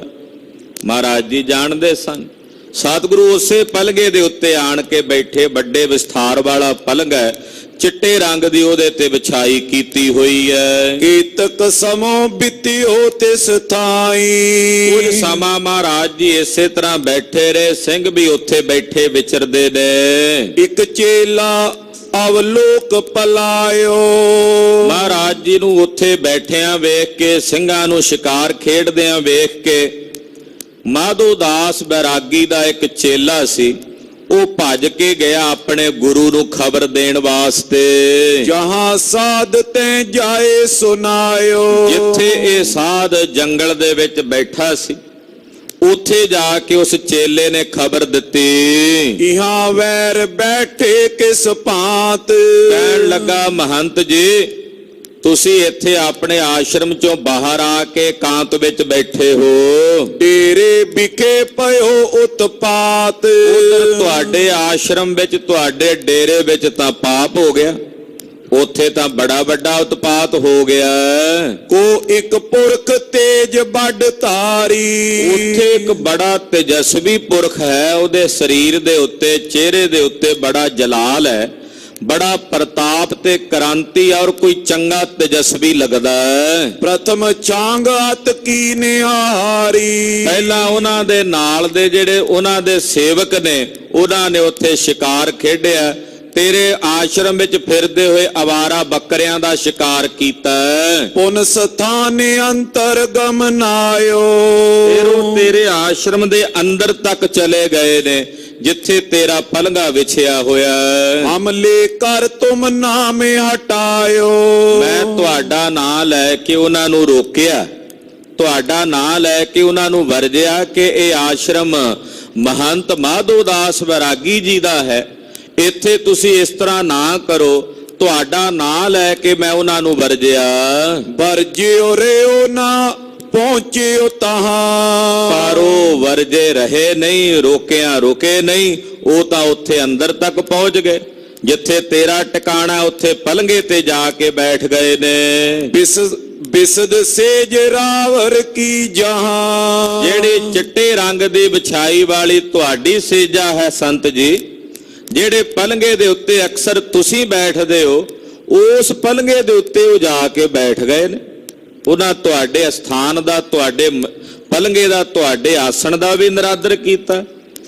ਆਮ ਕਰਕੇ ਇਹੋ ਜਿਹੇ ਜਿਹੜੇ ਮਹਾਤਮਾ ਸਾਧ ਮਹੰਤ ਹੁੰਦੇ ਆ, ਉਹਨਾਂ ਦੇ ਆਸਣ ਦੇ ਉੱਤੇ ਬੈਠਣ ਦਾ ਕਿਸੇ ਨੂੰ ਹੱਕ ਨਹੀਂ ਹੁੰਦਾ। ਸਾਰੇ ਥੱਲੇ ਬਹਿੰਦੇ ਆ, ਭੁੰਜਿਆਂ ਬਹਿੰਦੇ ਆ। ਕਹਿੰਦੇ ਉਹ ਤੁਹਾਡੇ ਆਸਣ ਦੇ ਉੱਤੇ ਆਣ ਬੈਠੇ ਨੇ, ਮੈਂ ਵਰਜਿਆ ਵੀ ਪਰ ਉਹ ਮੇਰੇ ਰੋਕਿਆਂ ਨਹੀਂ ਰੁਕੇ। ਮਾਨੀ ਸ਼ੰਕ ਨ ਮਨ ਮੈਂ ਕੈਸੇ। ਉਹਨਾਂ ਨੇ ਰੰਚਕ ਭਰ ਵੀ ਆਪਣੇ ਮਨ 'ਚ ਕੋਈ ਸ਼ੰਕਾ ਨਹੀਂ ਮੰਨਿਆ। ਤਿਸ ਪ੍ਰਿਅੰਕ ਕੇ ਉੱਪਰ ਬੈਸੇ। ਉਹ ਤਾਂ ਉਸ ਪਲੰਗੇ ਦੇ ਉੱਤੇ ਜ ਬੈਠ ਗਏ ਹਨ। ਮਾਧੋ ਦਾਸ ਸੁਨਤ ਰਿਸ ਠਾਨੀ। ਜਦੋਂ ਮਾਧੋ ਦਾਸ ਨੇ ਸੁਣਿਆ ਕਿ ਮੇਰੇ ਆਸ਼ਰਮ ਵਿੱਚ ਖੂਨ ਰੋੜ ਦਿੱਤਾ, ਫਿਰ ਮੇਰੇ ਆਸਣ ਦੇ ਉੱਤੇ ਆ ਕੇ ਕੋਈ ਬਹਿ ਗਿਆ। ਇਹ ਗੱਲ ਸੁਣ ਕੇ ਮਾਧੋ ਦਾਸ ਨੇ ਆਪਣੇ ਹਿਰਦੇ 'ਚ ਬੜੀ ਡਾਢੀ ਖੁਨਸ ਖਾਧੀ। ਇਹਦੇ ਮਨ ਵਿੱਚ ਵੱਡਾ ਭਾਰੀ ਰੰਜ ਤੇ ਦੁੱਖ ਪ੍ਰਗਟ ਹੋਇਆ। ਕੋ ਐਸੋ ਜਗ ਪੁਰਖ ਗੁਮਾਨੀ। ਕਹਿੰਦਾ ਕੌਣ ਆ ਇਹੋ ਜਿਹਾ ਜਗਤ ਵਿੱਚ ਗੁਮਾਨੀ ਪੁਰਸ਼? ਕਿਹੜਾ ਇਹੋ ਜਿਹਾ ਗੁਮਾਨ ਵਾਲਾ ਗੁਮਾਨੀ ਪੁਰਸ਼ ਹੈ ਇਸ ਜਗਤ ਵਿੱਚ? ਇੱਕ ਤੋ ਨਹੀਂ ਸਾਧੂ ਲੱਖ ਟਰਿਓ। ਇੱਕ ਤਾਂ ਉਹਨੇ ਇਹ ਟਾਲਾ ਨਹੀਂ ਕੀਤਾ ਵੀ ਇੱਕ ਸਾਧੂ ਦਾ ਡੇਰਾ, ਮੈਂ ਉੱਥੇ ਇਹ ਕੰਮ ਨਾ ਕਰਾਂ ਵੀ ਮੈਂ ਸਾਧੂ ਹਾਂ। ਤੁਸੀਂ ਦੱਸਿਆ ਵੀ ਹੈ ਵੀ ਇਹ ਸਾਧੂ ਦਾ ਡੇਰਾ ਹੈ, ਵੈਰਾਗੀ ਦਾ ਡੇਰਾ ਹੈ। ਇੱਕ ਸਾਧੂ ਦਾ ਡੇਰਾ ਜਾਣ ਕੇ ਵੀ ਉਹਨੇ ਟਾਲਾ ਨਹੀਂ ਕੀਤਾ। ਇਹੋ ਜਿਹਾ ਗੁਮਾਨੀ ਪੁਰਖ ਕੌਣ ਹੈ? ਦੁਤੀਏ ਮੈਂ ਅਜ਼ਮਤ ਕਰ ਭਰਿਓ। ਦੂਜਾ ਫਿਰ ਮੈਂ ਸੜਕ ਛਾਪ ਸਾਧੂ ਨਹੀਂ ਆ, ਮੈਂ ਕਰਾਮਾਤੀ ਸਾਧ ਹਾਂ, ਅਜ਼ਮਤ ਵਾਲਾ ਸਾਧ ਹਾਂ। ਮੇਰੇ ਕੋਲ ਕਿਸੇ ਕਰਾਮਾਤ ਦੀ ਕਮੀ ਨਹੀਂ। ਮੇਰੇ ਕੋਲੋਂ ਤਾਂ ਵੱਡੇ ਵੱਡੇ ਡਰਦੇ ਆ, ਕੰਬਦੇ ਆ। ਇਹ ਕੌਣ ਹੈ ਜਿਹਨੇ ਮੇਰਾ ਅਦਬ ਨਹੀਂ ਰੱਖਿਆ, ਮੇਰੇ ਡੇਰੇ ਦਾ ਅਦਬ ਨਹੀਂ ਰੱਖਿਆ, ਮੇਰਾ ਭੈ ਨਹੀਂ ਮੰਨਿਆ ਕਿ ਮੈਂ ਕਰਾਮਾਤੀ ਸਾਧ ਹਾਂ। ਤ੍ਰਿਤੀਏ ਨਹੀਂ ਸਾਧਿਆਸ ਕੋਈ। ਤੀਜਾ ਕੋਈ ਇਹੋ ਜਿਹਾ ਸਾਧ ਨਹੀਂ ਹੈ ਜਗਤ ਵਿੱਚ, ਗ੍ਰਸਤੀ ਆਏ ਸ਼ਸਤਰ ਧਰ ਸੋਈ। ਜਿਹੜਾ ਮੇਰੀ ਬਰਾਬਰੀ ਕਰ ਸਕੇ। ਇਹ ਤਾਂ ਗ੍ਰਸਤੀ ਸੁਣਿਆ ਜਾਂਦਾ ਵੀ ਇਹ ਗ੍ਰਸਤੀ ਹੈ। ਇਹ ਗ੍ਰਸਤੀ ਸਾਧ ਮੇਰੇ ਵਰਗੇ ਭਿਅੰਗਮ ਸਾਧ ਦੀ ਕੀ ਬਰਾਬਰੀ ਕਰੇਗਾ? ਮੈਂ ਜਤੀ ਸਾਧ ਹਾਂ, ਇਹ ਗ੍ਰਸਤੀ। ਇਹ ਗ੍ਰਸਤੀ ਵੀ ਹੈ ਤੇ ਫਿਰ ਸ਼ਸਤਰ ਧਾਰੀ ਵੀ ਹੈ। ਜੀਵ ਮਾਰਦਾ, ਜੀਵਾਂ ਦਾ ਸ਼ਿਕਾਰ ਕਰਦਾ। ਸ਼ਸਤਰ ਧਾਰੀ ਗ੍ਰਸਤੀ ਇਹ ਮੇਰੇ ਵਰਗੇ ਸਾਧ ਦੀ ਬਰਾਬਰੀ ਕਰਕੇ ਮੇਰੇ ਤਖਤ ਤੇ ਆ ਬੈਠਾ। ਪਠਿਓ ਵੀਰ ਇੱਕ ਦਿਓ ਸਜ਼ਾਏ। ਕਹਿੰਦਾ ਮੈਂ ਹੁਣੇ ਆਪਣਾ ਇੱਕ ਵੀਰ ਭੇਜਦਾ ਔਰ ਇਹਨੂੰ ਸਜ਼ਾ ਦਿੰਨਾ। ਜਿਹਨੇ ਮੇਰੇ ਅਸਥਾਨ ਦੀ ਬੇਅਦਬੀ ਕੀਤੀ, ਮੇਰੇ ਸਾਧੂ ਹੋਣ ਦਾ ਭੈ ਨਹੀਂ ਮੰਨਿਆ, ਮੈਂ ਹੁਣੇ ਆਪਣਾ ਇੱਕ ਵੀਰ ਭੇਜ ਕੇ ਇਹਨਾਂ ਨੂੰ ਸਜ਼ਾ ਦੇਵਾਂਗਾ। ਸੇਜਾ ਤੇ ਮਾਰੋ ਉਲਟਾਏ। ਜਿਹੜੀ ਮੇਰੀ ਸੇਜਾ ਦੇ ਉੱਤੇ ਬੈਠੇ ਨੇ, ਉਹ ਸੇਜਾ ਤੋਂ ਉਲਟਾ ਕੇ ਜ਼ਮੀਨ ਤੇ ਸੁੱਟ ਕੇ ਉਸੇ ਪਲੰਗੇ ਥੱਲੇ ਦੱਬ ਕੇ ਮਾਰ ਦੇਵਾਂਗਾ। ਜਿਸ ਤੇ ਪ੍ਰਾਨ ਸਹਿਤ ਨੇ ਰਹੇ। ਇਹਦੇ ਪ੍ਰਾਣ ਹੀ ਇਹਦੇ ਵਿੱਚੋਂ ਕੱਢ ਲਵਾਂਗਾ, ਇਹਦੇ ਪ੍ਰਾਣ ਵੀ ਇਹਦੇ ਅੰਦਰ ਨਹੀਂ ਰਹਿਣਗੇ। ਆਗੇ ਪਿਕ ਸਗਰੇ ਡਰ ਲਹੇ। ਜਦੋਂ ਇਹਨੂੰ ਇਸ ਤਰ੍ਹਾਂ ਮਾਰਾਂਗਾ ਤੇ ਬਾਕੀ ਸਾਰਿਆਂ ਨੂੰ ਮੇਰਾ ਡਰ ਬਣ ਜਾਏਗਾ, ਮੇਰੀ ਦਹਿਸ਼ਤ ਬਣ ਜਾਏਗੀ। ਬਾਕੀਆਂ ਦੇ ਦਿਲਾਂ ਵਿੱਚ ਮੇਰਾ ਭੈ ਬਣ ਜਾਵੇਗਾ। ਸਾਧ ਅਵਗਿਆ ਕਰੇ ਨ ਕੋਈ। ਮੁੜ ਕੇ ਫਿਰ ਕਿਸੇ ਮੇਰੇ ਵਰਗੇ ਸਾਧ ਦੀ ਕੋਈ ਅਵਗਿਆ ਨਹੀਂ ਕਰੇਗਾ। ਜਦੋਂ ਇੱਕ ਨੂੰ ਸਜ਼ਾ ਦਿੱਤੀ ਨਾ, ਫਿਰ ਮੁੜ ਕੇ ਕੋਈ ਮੇਰੇ ਵਰਗੇ ਮਹਾਤਮਾ ਦੀ ਸਾਧ ਦੀ ਨਿਰਾਦਰੀ ਨਹੀਂ ਕਰੇਗਾ। ਜਿਸ ਕੀ ਨੀਸੈ ਸੰਕਟ ਸੋਈ। ਪਤਾ ਲੱਗ ਜਾਏਗਾ ਲੋਕਾਂ ਵਾਸਤੇ, ਲੋਕਾਂ ਲਈ ਇਹ ਇੱਕ ਪ੍ਰਕਾਰ ਦੀ ਪ੍ਰੇਰਣਾ ਹੋ ਜਾਏਗੀ ਕਿ ਜਿਸ ਨੇ ਇਹੋ ਜਿਹੇ ਸਾਧ ਦੀ ਨਿਰਾਦਰੀ ਕੀਤੀ, ਉਹਨੂੰ ਏਡੀ ਵੱਡੀ ਸਜ਼ਾ ਮਿਲੀ, ਉਹਦੇ ਪ੍ਰਾਣ ਨਿਕਲ ਗਏ। ਤੇ ਬਾਕੀ ਫਿਰ ਲੋਕ ਆਪੇ ਡਰਨਗੇ, ਭੈ ਭੀਤ ਹੋਣਗੇ। ਸੁਨਤ ਵੀਰ ਤੂਰ ਨਹੀਂ ਤਾਇਓ। ਮਾਧੋ ਦਾਸ ਨੇ ਵੀਰ ਸਿੱਧ ਕੀਤੇ ਹੋਏ 4 ਵੀਰ ਸਨ ਦੇ ਅਧੀਨ। ਉਹਨਾਂ ਨੂੰ ਕਾਬੂ ਕੀਤਾ। ਕਰਾਮਾਤੀ ਸਾਧੂ ਸੀ। ਔਗੜਨਾਥ ਨਾਮ ਦਾ ਇੱਕ ਅਲੂਣੀਆਂ ਸਾਧ ਸੀ, ਜਿਹਦੇ ਕੋਲ ਬੜੀਆਂ ਕਰਾਮਾਤਾਂ ਅਜਮਤਾਂ ਸੀ। ਮਾਧੋ ਦਾਸ ਜੀ ਉਹਦੇ ਚੇਲੇ ਹੋ ਗਏ ਸੀ। ਉਹਦੇ ਕੋਲੋਂ ਇੱਕ ਕਰਾਮਾਤਾਂ ਦੀ ਕਿਤਾਬ ਸੀ, ਉਹ ਲੈ ਕੇ ਬੜੇ ਬੜੀਆਂ ਕਰਾਮਾਤਾਂ ਮੰਤਰ ਇਹਨਾਂ ਸਿੱਧ ਕੀਤੇ ਹੋਏ ਸੀ। ਤੋ ਉਹਦਾ ਗਰੂਰ ਵੀ ਸੀ, ਮਾਣ ਵੀ ਸੀ। ਸਤਿਗੁਰੂ ਸੱਚੇ ਪਾਤਸ਼ਾਹ ਜੀ ਮਹਾਰਾਜ ਭੁੱਲਿਆਂ ਤੇ ਭਟਕਿਆਂ ਹੋਇਆਂ ਨੂੰ ਮਾਰਗ ਪਾਉਣ ਵਾਸਤੇ ਹੀ ਆਏ ਨੇ। ਜਿਹੜਾ ਆਪਣੇ ਪਰਮਾਰਥ ਦੇ ਰਸਤੇ ਤੋਂ ਖੁੰਝਿਆ, ਭਟਕ ਕੇ ਦੂਰ ਕੋਹਾਂ ਚਲਿਆ ਗਿਆ, ਸਤਿਗੁਰੂ ਨੂੰ ਮੋੜ ਕੇ ਸਿੱਧੇ ਰਸਤਾ ਪਾਉਣ ਵਾਸਤੇ ਆਏ ਹਨ।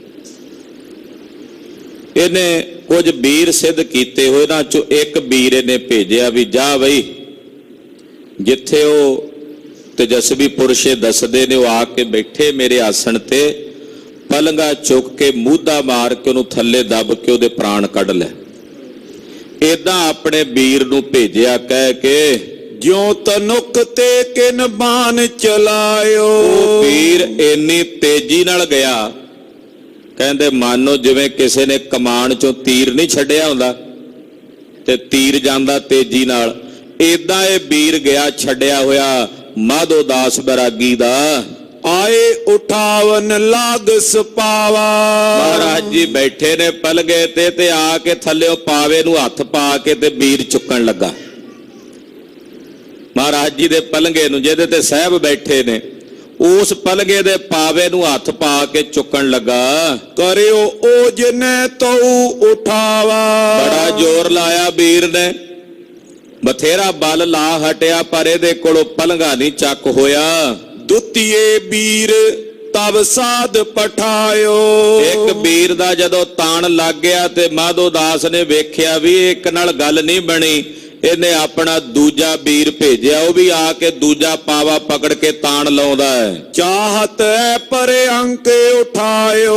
ਇਹ ਦੋ ਵੀਰ ਆ ਗਏ, ਦੋ ਪਾਵਿਆਂ ਨੂੰ ਪਕੜ ਕੇ ਪਲੰਘਾ ਚੁੱਕਣਾ ਚਾਹੁੰਦੇ ਨੇ। ਦੋਨੋਂ ਪਾਵੇ ਪਰ ਦ્વੈ ਤੀਰ। ਮਹਾਰਾਜ ਜੀ ਨੇ ਦੋ ਪਾਵਿਆਂ ਤੇ ਆਪਣੇ ਦੋ ਤੀਰ ਕੱਢ ਕੇ ਪੱਥੇ ਚੋਂ ਗੱਡ ਦਿੱਤੇ। ਗੁਰੂ ਖੁਬਾਏ ਤਰੇ ਜੁਤ ਤੀਰ। ਮਹਾਰਾਜ ਜੀ ਨੇ ਦੋਹਾਂ ਪਾਵਿਆਂ 'ਚ ਦੋ ਤੀਰ ਗੱਡ ਦਿੱਤੇ। ਜਿਹੜੇ ਦੋ ਪਾਵੇ ਨਾ ਵੀਰਾਂ ਨੇ ਫੜੇ ਸਨ, ਇਹਨਾਂ ਕੋਲੋਂ ਪਾਵੇ ਟਸ ਤੋਂ ਮਸ ਨਹੀਂ ਹੋਏ। ਵੀਰਨ ਮੈਂ ਏਤਕ ਬਲ ਕਹਾਂ। ਕਹਿੰਦੇ ਨਾ ਵੀਰਾਂ ਵਿੱਚ ਇਹਨਾਂ ਬਲ ਕਿੱਥੇ। ਖਾਟ ਉਠਾਏ ਸੋ ਪਲਟੇ ਤਹਾਂ। ਜਿਹੜੇ ਕਲਗੀਧਰ ਪਾਤਸ਼ਾਹ ਜੀ ਮਹਾਰਾਜ ਜੀ ਦਾ ਤਖਤਾ ਉਲਟਾ ਕੇ ਪਲਟ ਸਕਣ। ਜਾਨੀ ਸਾਧ ਨਾ ਜੁਗ ਤੇ ਹਾਲਾ। ਕਹਿੰਦੇ ਸਾਧ ਨੂੰ ਪਤਾ ਲੱਗਾ ਮਾਧੋ ਦਾਸ ਨੂੰ ਵੀ ਦੋਹਾਂ ਵੀਰਾਂ ਨਾਲ ਪਲੰਘਾ ਨਹੀਂ ਹਿੱਲਿਆ। ਹੋਵੇ ਹੈ ਕੋ ਪੁਰਖ ਬਿਸਾਲਾ। ਕਹਿੰਦੇ ਕੋਈ ਤੇਜਸਵੀ ਪੁਰਖ ਹੋਣਾ ਤਾਂ ਹੀ ਮੇਰੇ ਪਲੰਘੇ ਤੇ ਬੈਠਣ ਦੀ ਉਹਨੇ ਹਿੰਮਤ ਕੀਤੀ ਹੈ। ਤ੍ਰਿਤੀਏ ਪਟਿਓ ਪੁਨ ਚਾਰੋਂ ਆਏ। ਫਿਰ ਤੀਜਾ ਵੀਰ ਭੇਜਿਆ, ਫਿਰ ਵੀ ਗੱਲ ਨਹੀਂ, ਫਿਰ ਚਾਰੇ ਹੀ ਭੇਜ ਦਿੱਤੇ।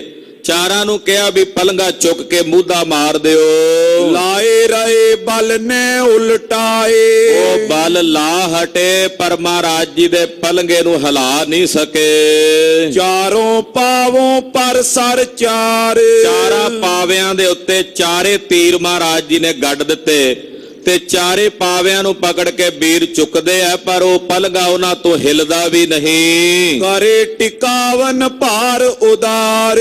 ਮਹਾਰਾਜ ਜੀ ਨੇ ਇੰਨਾ ਭਾਰ ਪਾ ਦਿੱਤਾ ਪਲੰਘੇ ਦੇ ਉੱਤੇ ਕਿ ਉਹਨੂੰ ਇਹ ਹਿਲਾ ਨਹੀਂ ਸਕੇ। ਜਬ ਨੇ ਉਲਟੇ ਵੀਰਨ ਜਾਨੀ। ਜਦੋਂ ਇਹਨਾਂ ਵੀਰਾਂ ਨੇ ਵੇਖਿਆ ਵੀ ਇਹ ਪਲੰਘਾ ਨਹੀਂ ਉਲਟਦਾ, ਨਹੀਂ ਚੱਕਿਆ ਜਾ ਰਿਹਾ, ਤਾਰੇ ਤਸਾਵਨ ਲਗੇ ਮਹਾਨੀ। ਇਹਨਾਂ ਆਖਿਆ ਥੱਲੇ ਜ਼ਮੀਨ 'ਚ ਧੱਸ ਦਿੰਨੇ ਆ ਉੱਪਰੋਂ, ਜੇ ਉੱਤੇ ਨਹੀਂ ਚੱਕ ਹੁੰਦਾ ਥੱਲੇ ਧੱਸ ਦਿੰਨੇ ਆ, ਭਾਰਾ।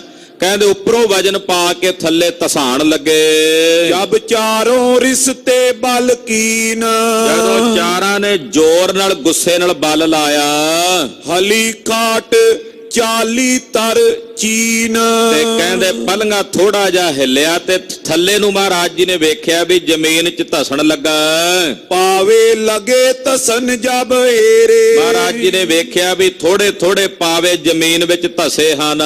ਸ਼੍ਰੀ ਸਤਿਗੁਰ ਬੋਲੇ ਤਿਸ ਬੇਰੇ। ਮਹਾਰਾਜ ਗਰੀਬ ਨਵਾਜ ਪਾਤਸ਼ਾਹ ਜੀ ਬੋਲੇ ਉਸ ਵੇਲੇ, ਕਹਿਣ ਲੱਗੇ ਕਾਸ਼ਟ ਕੁਛ ਹਮ ਸੋਨੇ ਬੈਰਾ। ਮਹਾਰਾਜ ਜੀ ਕਹਿੰਦੇ ਹੈ ਕਾਸ਼ਟ, ਲੱਕੜ, ਕਾਸ਼ਟ ਕਹਿੰਦੇ ਲੱਕੜ ਨੂੰ, ਲੱਕੜ ਦਾ ਬਣਿਆ ਹੋਇਆ ਪਲੰਘਾ ਸੀ। ਮਹਾਰਾਜ ਕਹਿੰਦੇ ਲੱਕੜ, ਕਾਸ਼ਟ ਤੇਰੇ ਨਾਲ ਸਾਡਾ ਕੋਈ ਵੈਰ ਤਾਂ ਨਹੀਂ ਹੈ। ਪਾਤਸ਼ਾਹ ਕਹਿੰਦੇ ਤੇਰੇ ਨਾਲ ਸਾਡਾ ਕੋਈ ਵੈਰ ਨਹੀਂ। ਧਰਨੀ ਤਸਤ ਨਾ ਰਹਿਤ ਉਚੇਰਾ। ਤੂੰ ਧਰਤੀ 'ਚ ਕਿਉਂ ਧਸਦਾ, ਉੱਚਾ ਕਿਉਂ ਨਹੀਂ ਰਹਿੰਦਾ? ਤੈਨੂੰ ਅਸੀਂ ਉੱਚਾ ਚੁੱਕਣਾ ਹੈ ਤੇ ਤੂੰ ਜ਼ਮੀਨ 'ਚ ਕਿਉਂ ਧਸਦਾ? ਮਹਾਰਾਜ ਜੀ ਕਹਿੰਦੇ ਤੂੰ ਕਿਉਂ ਜ਼ਮੀਨ ਵਾਲੇ ਪਾਸੇ ਨੂੰ ਧਸਦਾ ਜਾਨਾ, ਧਰਤੀ ਤੋਂ ਉੱਚਾ ਕਿਉਂ ਨਹੀਂ ਰਹਿੰਦਾ? ਹਾਥ ਪਾਏ ਕਰ ਖਾਟ ਟਿਕਾਈ। ਮਹਾਰਾਜ ਜੀ ਨੇ ਜਿਹੜੀ ਹੀ ਹੁੰਦੀ ਆ ਨਾ ਪਲੰਘੇ ਦੀ, ਪਾਤਸ਼ਾਹ ਨੂੰ ਏਦਾਂ ਥਲੜੇ ਪਾਸਿਓਂ ਹੱਥ ਪਾ ਲਿਆ ਤੇ ਹੱਥ ਪਾ ਕੇ ਰੋਕ ਲਿਆ। ਭਈ ਅਕਾਰਤ ਅਜ਼ਮਤ ਲਾਈ। ਇਹਨੇ ਪੂਰਾ ਤਾਣ ਲਾਇਆ, ਸਾਧ ਨੇ ਵੀ ਆਪਣੀ ਪੂਰੀ ਸ਼ਕਤੀ ਵਰਤੀ, ਵੀਰਾਂ ਆਪਣਾ ਪੂਰਾ ਤਾਣ ਲਾਇਆ, ਪਰ ਮਹਾਰਾਜ ਜੀ ਦੇ ਪਲੰਘੇ ਨੂੰ ਨਾ ਥੱਲੇ ਧੱਸ ਸਕੇ ਤੇ ਨਾ ਹੀ ਚੱਕ ਸਕੇ। ਆਪਣੇ ਤੇ ਬਹੁ ਬੜੇ ਵਿਚਾਰਾ।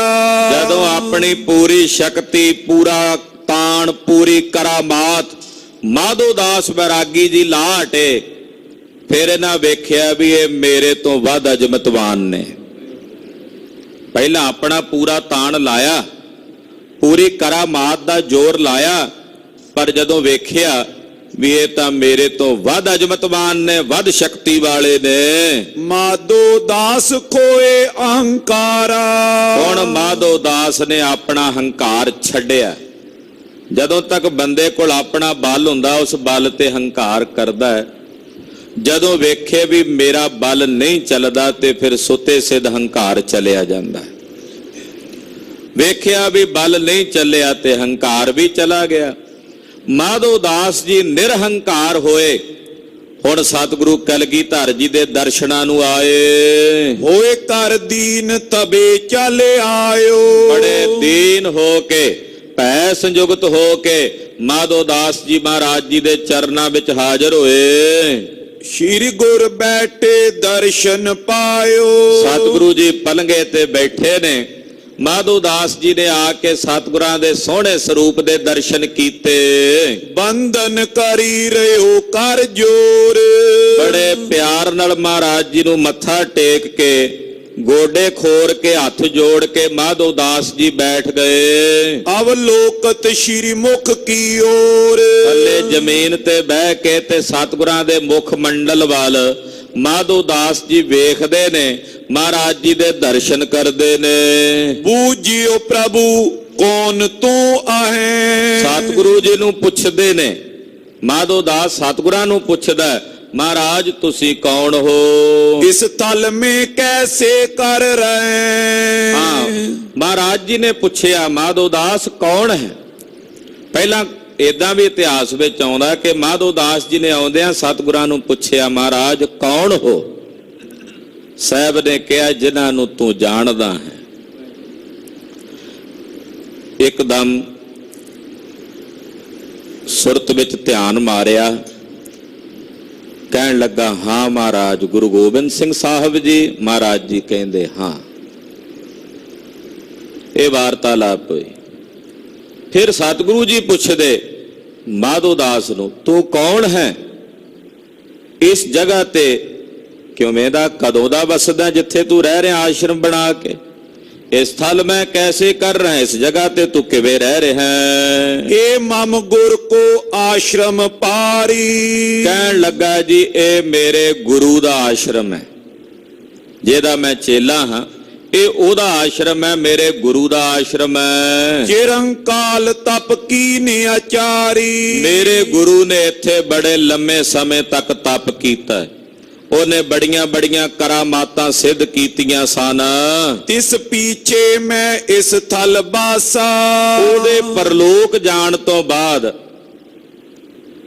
ਉਸ ਤੋਂ ਬਾਅਦ ਮੈਂ ਇਸ ਜਗ੍ਹਾ ਤੇ ਉਦੋਂ ਦਾ ਵਸ ਰਿਹਾ, ਇੱਥੋਂ ਦਾ ਮਹੰਤ ਬਣ ਕੇ।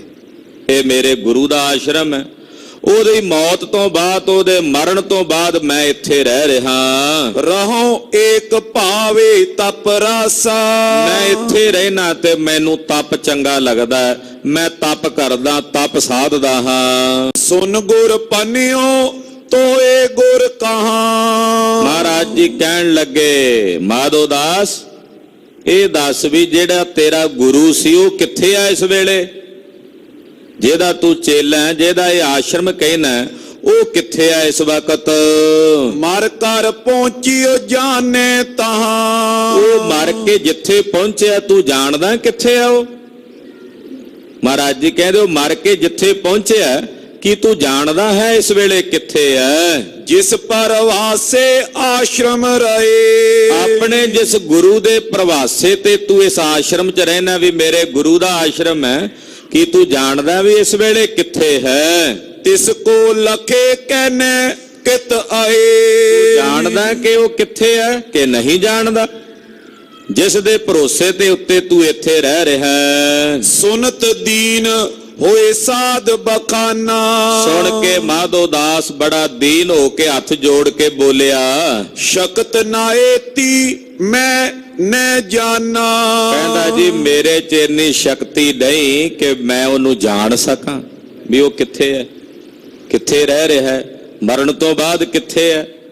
ਮੇਰੇ 'ਚ ਇੰਨੀ ਸ਼ਕਤੀ ਨਹੀਂ ਕਿ ਮੈਂ ਉਸ ਨੂੰ ਜਾਣ ਸਕਾਂ। ਜੇਕਰ ਤੁਮ ਮੈਂ ਸ਼ਕਤ ਇਤੀਕ। ਇਹ ਗੁਰੂ ਜੀ, ਜੇ ਤੁਹਾਡੇ ਵਿੱਚ ਇਤੀਕ ਕਹੀਏ ਇਤਨੀ ਸ਼ਕਤੀ ਹੈ, ਲੋਕ ਪਰਲੋਕ ਲਖੋਂ ਬਿਦਨੀਕ।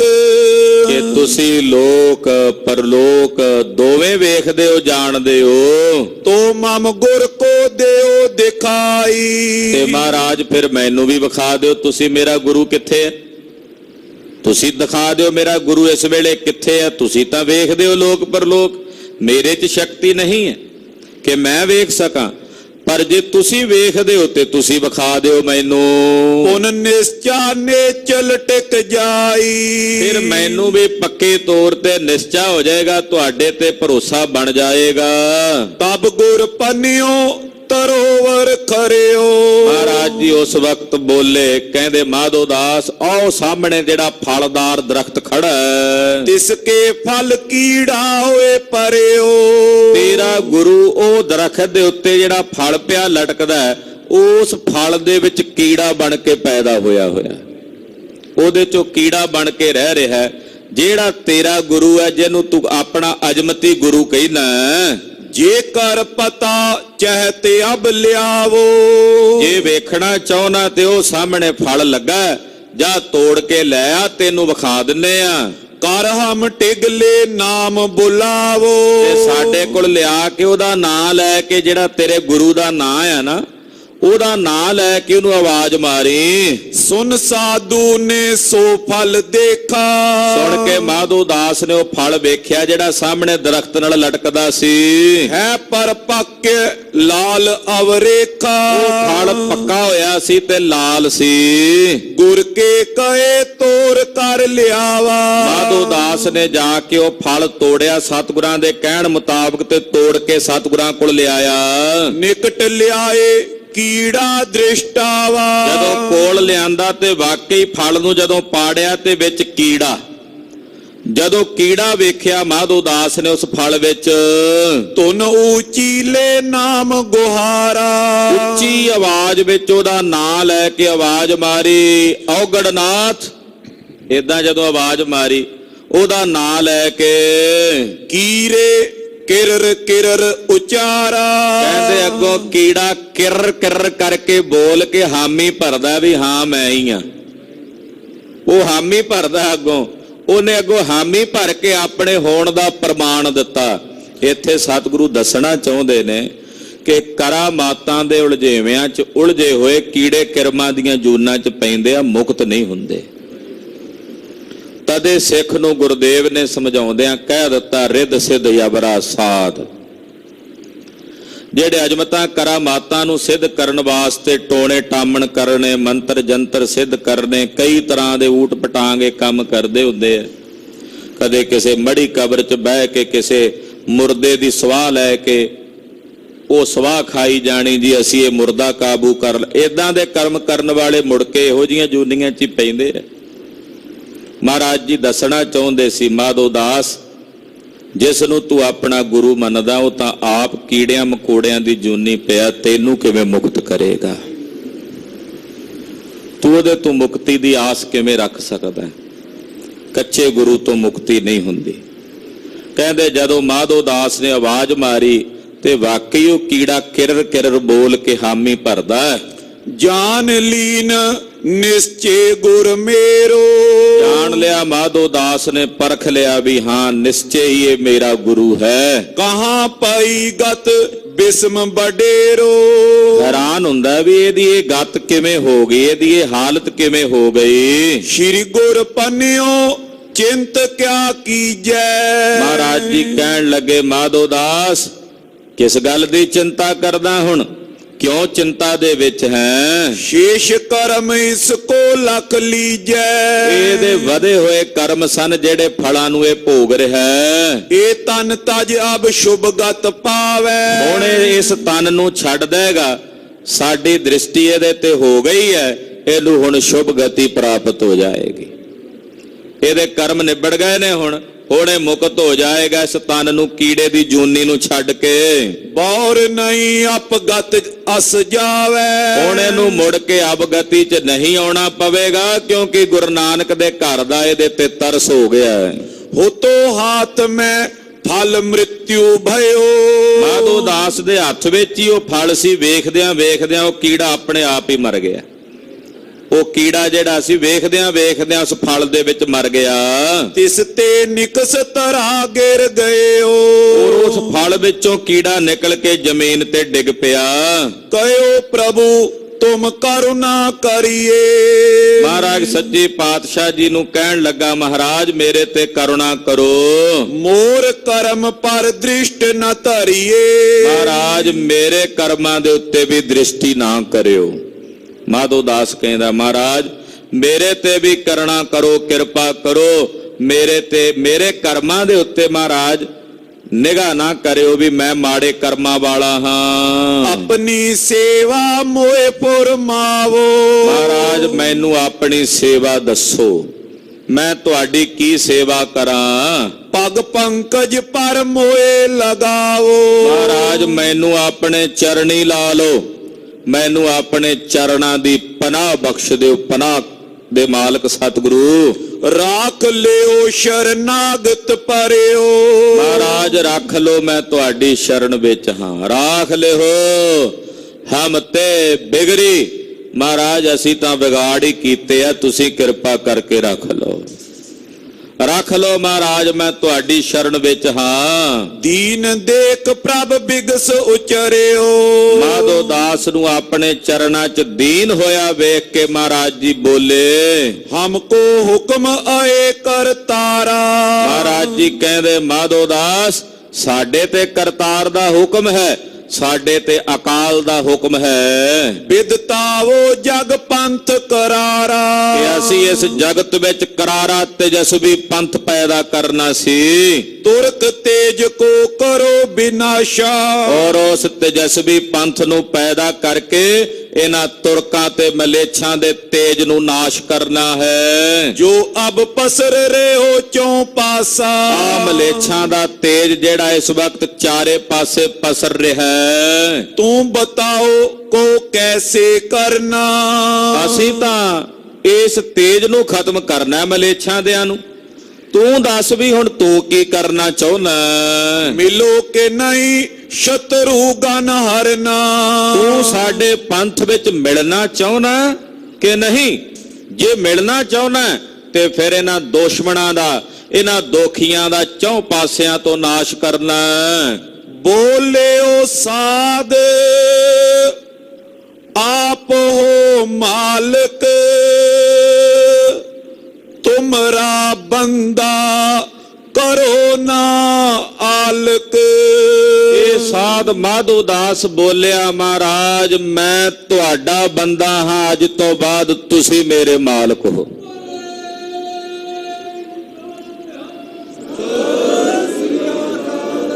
ਮਹਾਰਾਜ ਤੁਹਾਡਾ ਬੰਦਾ ਹਾਂ, ਤੁਸੀਂ ਮੇਰੇ ਮਾਲਕ ਹੋ। ਤੁਸੀਂ ਜੋ ਹੁਕਮ ਕਰੋਗੇ ਉਸ ਨੂੰ ਕਰਨ ਵੇਲੇ ਮੈਂ ਆਲਸ ਨਹੀਂ ਕਰਾਂਗਾ। ਹਾਂਜੀ, ਹੋਏ ਰਾਵਰ ਆਇਸ ਅਨੁਸਾਰੀ। ਮਹਾਰਾਜ ਤੁਹਾਡੀ ਆਗਿਆ ਦੇ ਅਨੁਸਾਰ ਹੀ ਹੋ ਕੇ ਚੱਲਾਂਗਾ। ਜੋ ਹੁਕਮ ਕਰੋਗੇ ਹੁਕਮੀ ਬੰਦਾ ਬਣ ਕੇ ਚੱਲਾਂਗਾ। ਕਰੋ ਜੰਗ ਭੰਗੋ ਰਿਪ ਭਾਰੀ। ਮਹਾਰਾਜ ਜੰਗ ਕਰਕੇ ਇਹ ਦੁਸ਼ਮਣਾਂ ਦਾ, ਦੋਖੀਆਂ ਦਾ, ਮਲੇਛਾਂ ਦਾ ਨਾਸ਼ ਕਰਾਂਗਾ। ਤੁਮ ਸਹਾਇਤਾ ਲੈ ਖਰ ਖੰਡਾ। ਤੁਹਾਡੀ ਸਹਾਇਤਾ ਨਾਲ ਤਿੱਖਾ ਤੇਜ ਧਾਰ ਵਾਲਾ ਖੰਡਾ ਲੈ ਕੇ ਕਰੋ ਕਮੰਡ ਪ੍ਰਚੰਡ ਖੰਡਾ ਖੰਡਾ। ਔਰ ਪ੍ਰਚੰਡ ਘਮਾਸਾਨ ਜੰਗ ਕਰਕੇ ਮਲੇਛਾਂ ਨੂੰ ਖੰਡ ਖੰਡ ਕਰਾਂਗਾ, ਟੁਕੜੇ ਟੁਕੜੇ ਕਰਾਂਗਾ। ਹੱਸ ਬੋਲੇ ਹਮ ਦੀਨਾ ਹੁਕਮ। ਮਹਾਰਾਜ ਜੀ ਵੀ ਹੱਸ ਕੇ ਬੋਲੇ, ਕਹਿੰਦੇ ਬੰਦਿਆ ਫਿਰ ਅਸੀਂ ਤੈਨੂੰ ਹੁਕਮ ਦਿੱਤਾ। ਇਹਨੇ ਕਿਹਾ ਨਾ ਹੁਕਮ ਕਰੋ, ਮਹਾਰਾਜ ਕਹਿੰਦੇ ਅਸੀਂ ਹੁਕਮ ਦਿੱਤਾ। ਇਦਾਂ ਪਾਤਸ਼ਾਹ ਬੋਲੇ। ਬਾਲੂ ਮਦ ਨਿਕਾਸਾ ਰੁਕਮ। ਮਹਾਰਾਜ ਜੀ ਕਹਿੰਦੇ ਰੇਤ 'ਚ ਮਿਲਿਆ, ਅਸੀਂ ਸੋਨਾ ਕੱਢ ਲਿਆ ਬਾਹਰ। ਰੇਤ ਵਿੱਚ ਜਿਵੇਂ ਸੁਨਿਆਰੇ ਦੀ ਦੁਕਾਨ ਦੇ ਉੱਤੇ ਥੱਲੇ ਖਿਰੇ ਉਹਦੇ ਕੋਲ ਡਾਂਵਲਾ ਹੁੰਦਾ, ਉਹਦੇ ਨਾਲ ਪ੍ਰਗਟ ਉਹ ਸੋਨਾ ਵੱਖਰਾ ਕਰ ਲੈਂਦਾ। ਮਹਾਰਾਜ ਜੀ ਕਹਿੰਦੇ ਰੇਤ ਵਿੱਚ ਫਸਰਿਆ ਹੋਇਆ ਸੋਨਾ ਅਸੀਂ ਕੱਢ ਲਿਆ। ਦੇਸ਼ ਪੰਜਾਬ ਜਾਓ ਮਮ ਬਦਲਾ। ਜਾ ਬੰਦਾ ਸਿੰਘ ਪੰਜਾਬ ਦੇਸ਼ ਜਾ ਕਰਕੇ ਜਿੱਥੇ 7 ਸਾਲ ਤੇ 9 ਸਾਲ ਦੇ ਬੱਚਿਆਂ ਦਾ ਖੂਨ ਰੋੜਿਆ ਗਿਆ, ਉਹਨਾਂ ਮਲੇਛਾਂ ਨੂੰ ਜਾ ਕੇ ਸੋਧਾ ਲਾ। ਬੇਮੁਖ ਹੋਏ ਮੇਰੇ ਮਨ ਰਦਲਾ। ਜਿਹੜੇ ਬੇਮੁਖ ਹੋਏ ਨੇ ਹੇ ਮੇਰੇ ਬੰਦੇ, ਉਹਨਾਂ ਨੂੰ ਜਾ ਕਰਕੇ ਸੋਧਾ ਲਾ ਕੇ ਉਹਨਾਂ ਜਰਵਾਣਿਆਂ ਦੀ ਭਖਿਆ ਕਰ। ਪੰਥ ਤੇਜ ਤੇਰੇ ਹੀ ਦੀਨਾ। ਮੈਂ ਆਪਣਾ ਤੇਜਸਵੀ ਪੰਥ ਉਸ ਪੰਥ ਵਿੱਚ ਤੈਨੂੰ ਮਿਲਾਉਂਦਾ ਹਾਂ।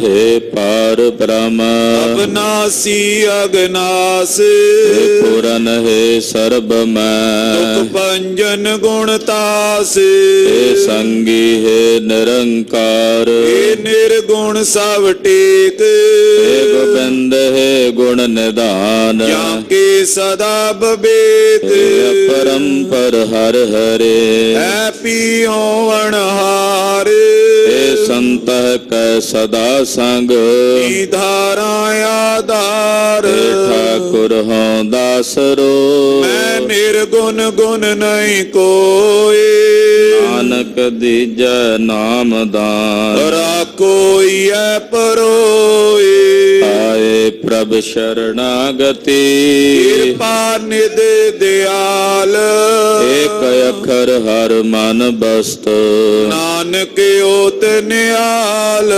ਵਾਹਿਗੁਰੂ ਨਾਮ ਜਹਾਜ ਹੈ ਚੜੇ ਸੋ ਤੇਰੇ ਪਾਰ ਜੋ ਸ਼ਰਦਾ ਕਰ ਸੇਵੰਦੇ ਗੁਰ ਪਾਰੇ ਉਤਾਰ ਨਿਆਰ ਵਾਹਿਗੁਰੂ ਨਾਮ ਜਹਾਜ ਹੈ ਚੜੇ ਸੋ ਤੇਰੇ ਪਾਰ ਜੋ ਸ਼ਰਦਾ ਕਰ ਸੇਵੰਦੇ ਗੁਰ ਪਾਰੇ ਉਤਾਰ ਨਿਆਰ ਵਾਹਿਗੁਰੂ ਜੀ ਕਾ ਖਾਲਸਾ ਵਾਹਿਗੁਰੂ ਜੀ ਕੀ ਫਤਿਹ।